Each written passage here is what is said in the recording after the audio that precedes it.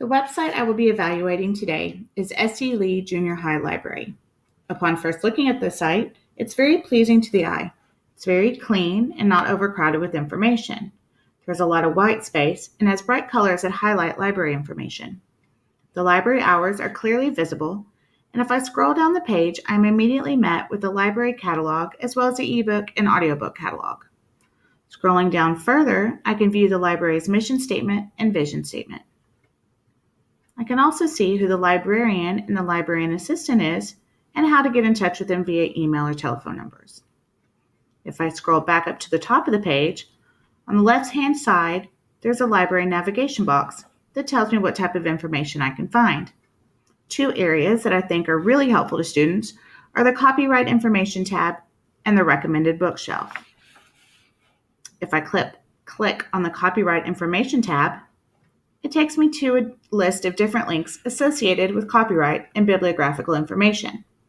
Let's click on the Copyright and Plagiarism Guidelines for Students.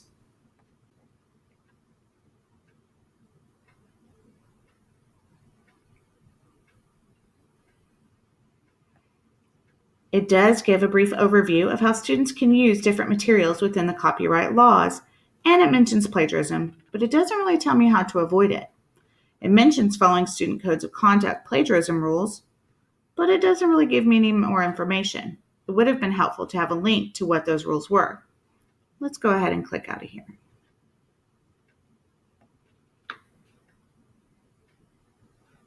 Okay, I'm back at the copyright information page. I can now scroll down and find different links to help on how to create a bibliography. These will help students in citing different resources for projects and assignments. From this page, I still have access to the library navigation tool, so I'm going to scroll down and click on the recommended books.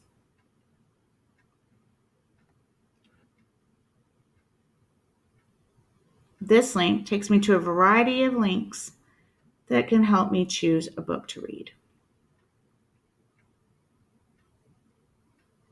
As we can see, there are quite a few, which is nice because it gives students options. Both this tab and the copyright tab would be beneficial to teachers as well. Another tab that would also help teachers is the Invisible Subscription Resource tab.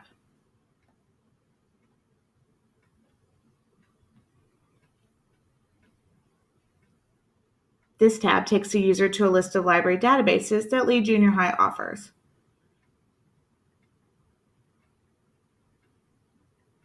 Now, although there are quite a few databases listed, it would be nice to see maybe a file for a specific assignment, project, or topic. Another issue I noticed with this page is that not all the links work. For instance, Gale Virtual Reference Library doesn't work. And neither does Journey Back in Time.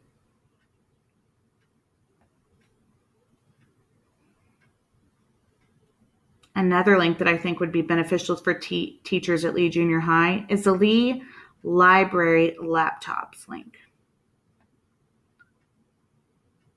This takes a user to a calendar that shows who is using the library laptops and for how long.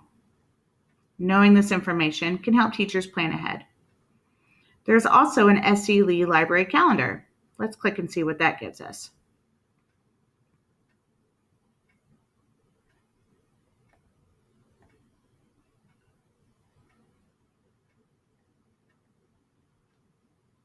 Unfortunately, it seems more like a personal calendar for the library and doesn't really give us any events.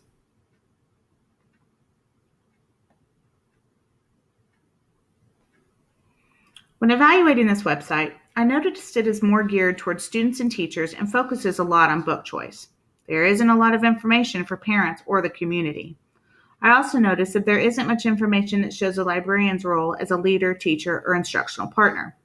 For instance, the only technology seen is links to websites and databases. She doesn't have any information about Web 2.0 applications and resources that teachers and students could use in the classroom.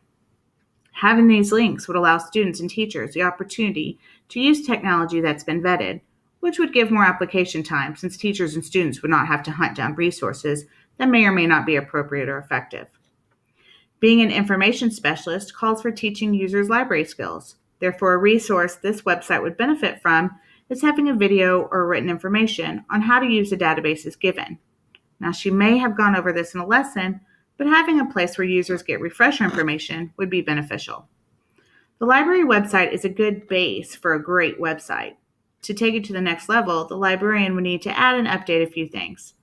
First, she needs to make sure the links work. There's nothing more frustrating when conducting research than clicking on bad links. She should also add information about the applications and resources that are available to students and teachers, as well as information on how to use them. Just a few how-to videos can increase comfortability with technology, which can increase the use in the classroom. Having a calendar that shows library events would also be beneficial. It could add information about before and after school events or just events in general. Hopefully, the librarian will reevaluate her website before the next school year and make a few changes.